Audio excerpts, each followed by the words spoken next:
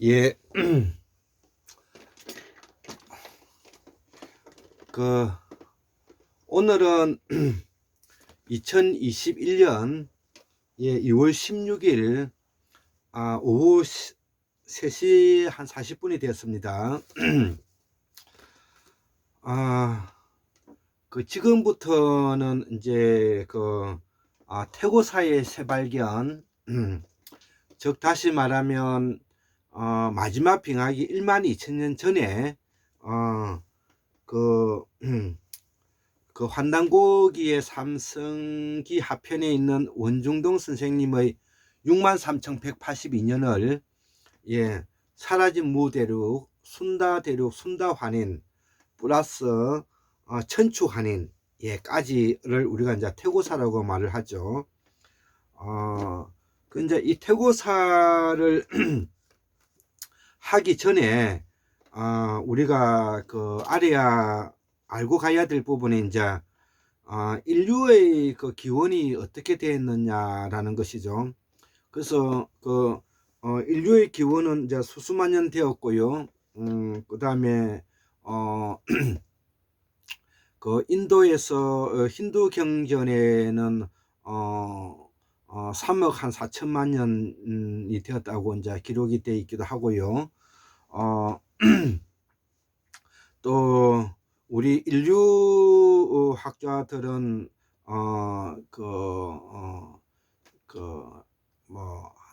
약 한 20만 년 정도 이렇게 이제 잡고 있고 이제 그렇습니다. 그래서 이 인류의 기원은 어쨌든 수수만 년 되었는데, 이제 이것을 우리가 어떻게 이제 볼 것인가에 대해서 한 몇 가지 이제 학설이 있는 것이죠. 그 중에서도 이제 가장 대표적으로 알려져 있는 것이 이제 아프리카 동부 아프리카에 있는 이디오피아죠. 이디오피아에서 이제 돌연변이 한 여성으로부터 기원을 해서 이상기후와 자연재해로 인해서 이 사람들이 동쪽으로 해안가를 따라서 이동했다는 설이 있고요. 이 학설은 1987년도에 미국 캘리포니아 버클리대의 알란 윌슨 라는 사람이 세계 각지의 147명의 미토콘드리아 DNA, 그 어머니의 유전자를 말하는 것입니다. 이 미토콘드리아 DNA를 조사하여 개통수를 그린 결과에 현대 인류의 조상은 단 한 명이더라는 것이죠.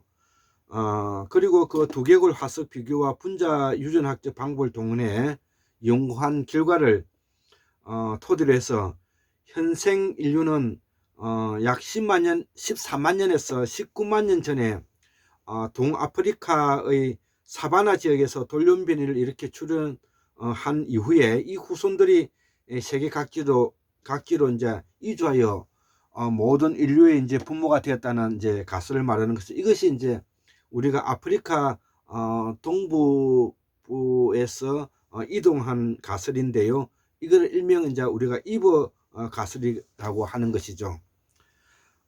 그리고 이제 두 번째는 다지역 이제 기원설이라 해서 이 호모 에렉투스가 각지에서 이주해가서 뭐냐면은 진화했다는 것이죠. 이 호모 에렉투스는 뭐냐면 호모 사피엔스에 나오기 전에 사람들이지 않습니까? 이 사람들이 각지로 이주해서 이제 진화했다는 것이죠. 그 가설의 대표적인 이제 그 가설이 호모 에렉투스인 북경 원인이라고 있지 않습니까? 베이징 원인이라 그러기도 하죠. 북경 원인들의 후손이 단절되지 않고 이어졌다고 주장하는 중국의 학자들을 우리가 중심으로 이제 말하고 있는 것이죠. 그래서 이 다지역 기원설은 펜실베니아 대학의 커얼리턴 쿤 교수에 의해서 1962년도에 발간한 인종의 기원에서 다지역 기원설을 다음과 같이 요약하고 있다는 것이죠. 전 세계의 인류가 모두 같은 조상부터 갈라진 것은 아니고 세계 인류의 기원으로 분류될 수 있는 첫 번째 집단들은 각기 다른 지역에서 각기 다른 시대에 독자적으로 뭐냐면 진화되어 온 영장류 즉 호모 에렉투스의 여러 종류의 후손들이라는 것이죠. 따라서 호모 사피엔스의 후손들이 단절되지 않고 이어졌다고 주장하는 중국 학자들이 이제 있다는 것이죠. 이렇게 이제 그 유전자로 본 우리 한국 인이라 해서 이만식 선생이 이제 이렇게 기록한 부분을 제가 이제 가져와서 설명하고 있는데요.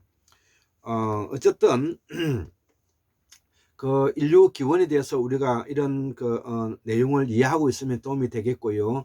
이제 두 번째는 그 인류 문명의 이제 소위 말하는 시원은 어떻게 되는가라는 것에 대해서 제가 좀 오늘 설명하고자 합니다. 그러기 위해서는 우리가 가장 학문을 해 나가는 데 있어서 꼭 알아야 될 부분들이 바로 뭐냐면 도대체 이 우주는 어떻게 창조되었는가라는 의문점인 것이죠.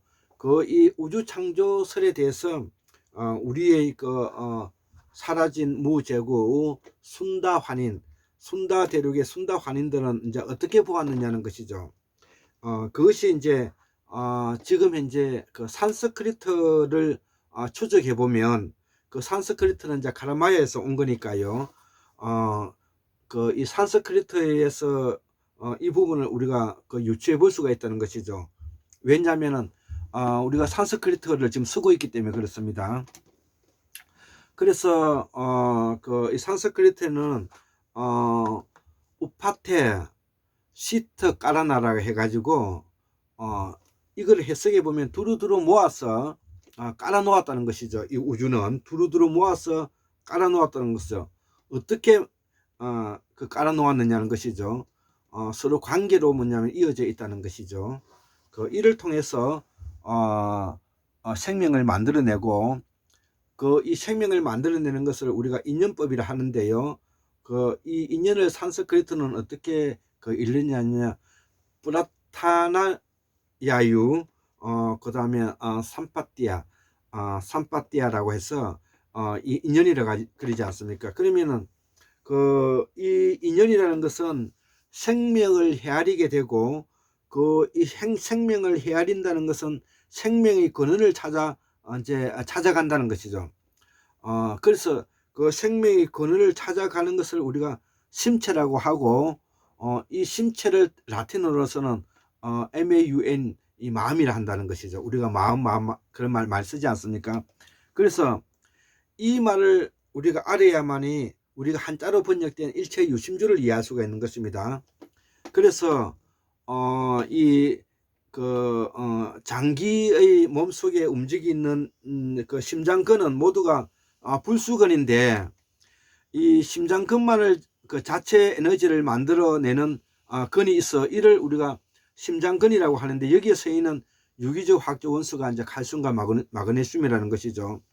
그래서 이 산스크리트에서는 뭐냐면은 HRDAYA 하다야, 그러니까 이게 하다는 뜻이죠. 마음이라는 것이 무엇을 하다는 것이죠. 하다는 것은 움직인다는 뜻이 되어 있지 않습니까?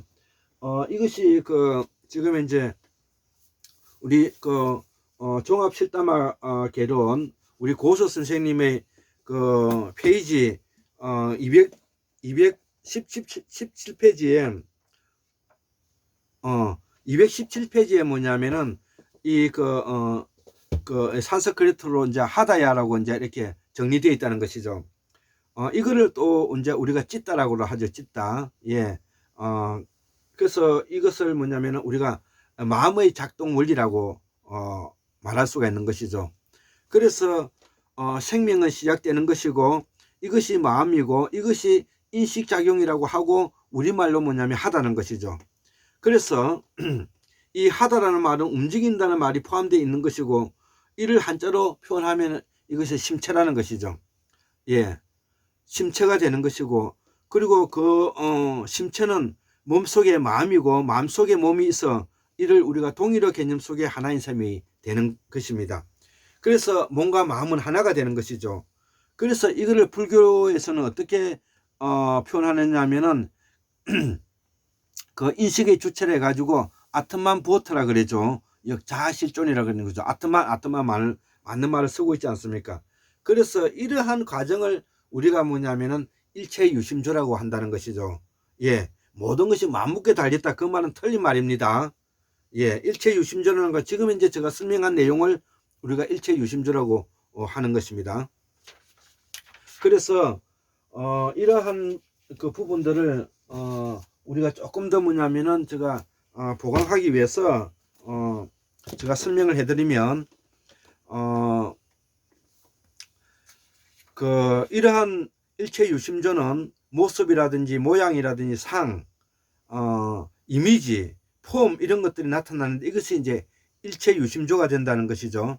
그래서 우리가 불교 철학에서는 생물학적으로 표현하면 종의 모양과 상이 이제 만들어진다는 것이고 이것이 마음의 조화가 된다는 말이 되는 것이고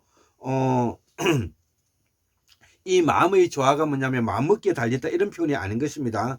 이러한 심체가 하나하나 뭐냐면은 모양과 모습과 상이 그려져서 하나의 이미지가 되어 간다는 것을 말하는 것입니다.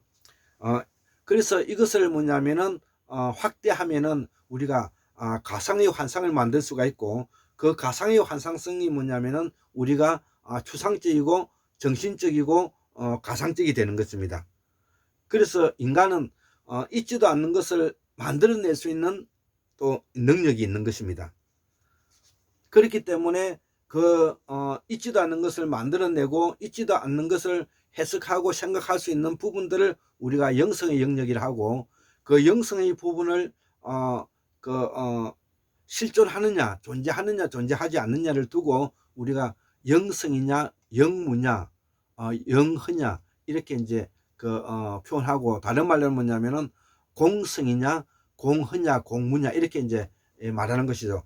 공성이라는 것은 실제가 존재한다고 보는 것이고 공무라는 것은 실제가 존재하지 않는다고 이렇게 이제 이해하면 되는 것입니다. 예, 그래서 이러한 것들이 그 일월성실의 운행을 잘 관찰하여 사계절이 만들어지고요. 이러한 이치와 사람과 생물이 살아가는 것을 우리가 연구할 수가 있고 이를 구체적으로 뭐냐면은 우리가 그 구조와 기능 즉 뼈와 고기로 이제 우리 몸이 이루어져 있다는 것이죠. 그래서 우리 몸은 뭐냐면 골과 장으로 이루어져 있다는 논리를 만들게 되는 것이고 이 골과 장이 그 태고사에서 학문적으로 정리돼서 이것이 여기까지 오게 되는 것입니다. 예, 우리가 이러한 내용들을 이제 이해해야만이 순다 대륙 순다 환희 시대에서부터 우리가 고대로부터 이러한 뭐냐면은 이 말의 뿌리와 흔적을 우리가 찾아올 수가 있다는 것이죠. 예, 우리가 산스크리트 실담을 공부해야 되는 이유가 바로 그런 부분인 것입니다. 자, 그리고 이제 우리가 그 태고사에서 가장 또 중요한 것이 이제 천축환인 시대인데요. 순다환인 시대, 천축환인 시대를 왜 중요시 여기느냐 하면은 순다환인 시대를 우리가 남방문화권, 남방계 문화라고 말하고요. 천축환인 시대는 뭐냐면 북방계 문화권이라고 말합니다. 그러면 북방계 문화권이 어떻게 해서 뭐냐면은 우리 고대사에서 중요한 역할을 하느냐 이것이 이제 중요한데요. 이 천축환인 시대를 제가 지금으로부터 25,000년 전이라고 제가 말을 하지 않겠습니까? 그러면 2,500년 25,000년 전이라고 한다면 그 25,000년에 대해서는 또 그 근거를 대야 되지 않겠습니까? 그 근거가 뭐냐면은 바로 그 4,000년 전에서 17,000년까지 약 8,000년 동안에 지금 이제 바이칼 호수 근처에 지금 이제 러시아와 몽골의 국경지대에서 뭐냐면은 이 사람들이 거기에서 살았다는 것이죠. 그래서 이 사람들이 24,000에서 17,000년 동안에 있으면서 이것이 북방 N형 유전자가 만들어지는 근원이 되었다는 것입니다. 이것이 뭐냐면은 북방 유전 행제를 만들 수 있는 틀이 되었고, 이것을 우리가 북방계 북방 문화권이 뭐냐면은 뿌리다, 이렇게 이제 이해를 하고 있는 것입니다. 뿌리다. 제가 왜 천축한인 시대를 25,000년부터 빙하기가 끝나기 전 12,000년 전 13,000년이라고 말하는 그 근거가 바로 여기에 있는 것입니다. 괜히 뭐냐면은 천축한인 시대를 이름을 붙인 것이 아니고요. 그러한 강력이 뭐냐면은 가장 북방 N형 유전자가 뭐냐면은 집중적으로 뭐냐면은 형성되기 시작한 시기를 우리가 바로 24,000년에서 17,000년 동안에 말타 브레인들이 바이칼 호수 주변에서 살았던 사람들이고, 이 사람들이 가지고 있는 그 유전 행젤이 지금 현재 그 서구 유럽인들의 그 뿌리라고 말하니까, 이 사람들이 가지고 있는 유전 행젤이 지금 현재 서양인에 가까웠다, 이렇게 이제 이해할 수가 있는 것이고요. 여기에서 발언한 사람들이 나중에